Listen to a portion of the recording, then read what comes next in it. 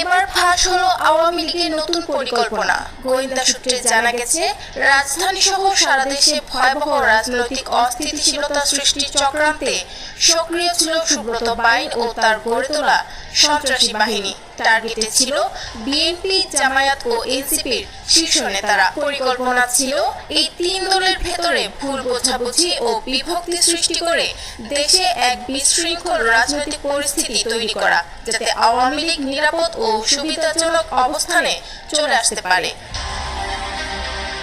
গোয়েন্দা জিজ্ঞাসাবাদে উঠে আসে, এই পরিকল্পনার নেতৃত্বে ছিল সুব্রত বাইন। তবে এর পেছনে সক্রিয়ভাবে জড়িত ছিলেন আওয়ামী লীগের কয়েকজন নিষিদ্ধ শীর্ষ নেতা, যারা প্রতিবেশী একটি দেশ থেকে হুন্ডির মাধ্যমে মোটা অঙ্কের টাকা পাঠিয়ে এই অপারেশন চালাচ্ছিলেন। সেই টাকায় সংগঠিত হচ্ছিল কিলার গ্রুপ, কেনা হচ্ছিল